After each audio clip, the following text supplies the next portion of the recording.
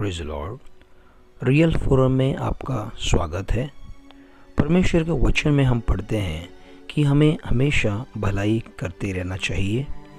इसी बात को बहुत ही अच्छे से दर्शाते हुए ये कहानी मैं आपको बताना चाहता हूँ। एक गांव में से दो संत लोग नदी के किनारे से होकर गुजर रहे थे। तब उन दोनों में से एक ने देखा कि एक बिच्छू स्कॉर्पियन नदी में डूब रहा था और अपने आप को बचाने की पूरी कोशिश कर रहा था। तो उस दो संत में से एक संत को उस पर तरस आया और उसने कहा कि मैं इसे बचाऊंगा।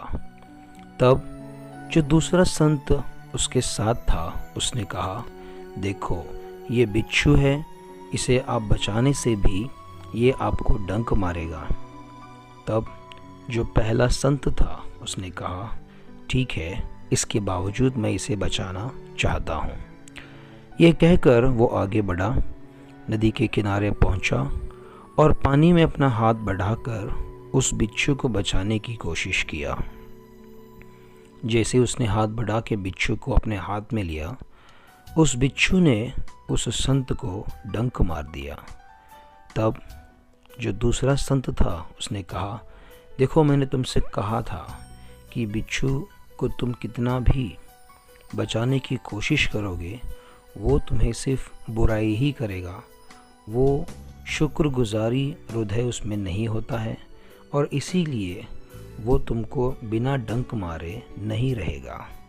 इसके बावजूद जो पहला संत था उन्होंने मुस्कुराया और उस बिच्छू को पानी से उठाकर ज़मीन पर रखने की कोशिश किया। और जब वे उसे बिच्छू को ज़मीन पर रखने की कोशिश कर रहे थे, उस बिच्छू ने फिर से उस पहले संत को डंक मारा। तब उस पहले संत ने उस बिच्छू को ज़मीन पे छोड़ दिया, उसे बचा दिया।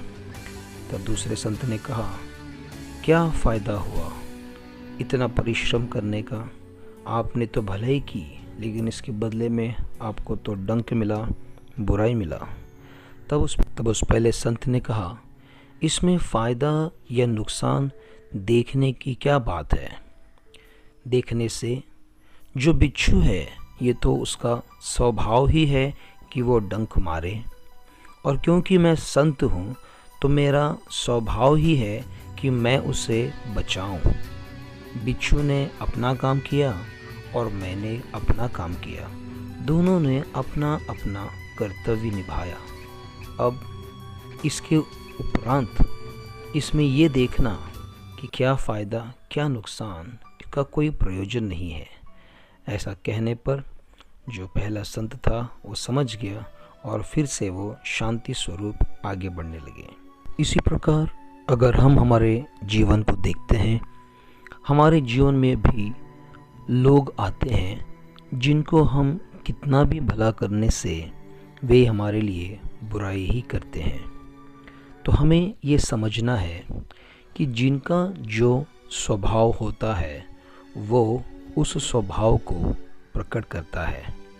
जिस बर्तन में जो भी सामग्री रहेगी या जो वस्तु रहेगा, चम्मच में वही वस्तु आती है।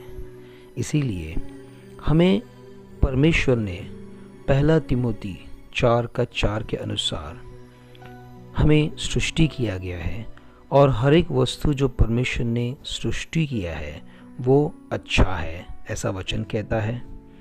गलतियों 6:9 में हम पढ़ते हैं, आओ हम भलाई करने में कभी ना थके।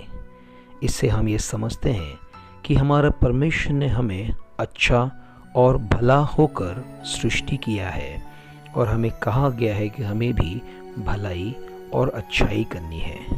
अगर हम जब भलाई करते हैं उसके बदले में अगर हमारे साथ कोई बुराई करता है तो हमें भी बुराई करना आवश्यक नहीं है।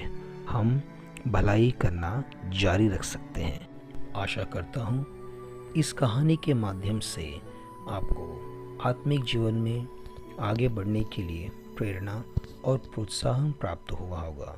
परमेश्वर आपको आशीष करे। Praise the Lord.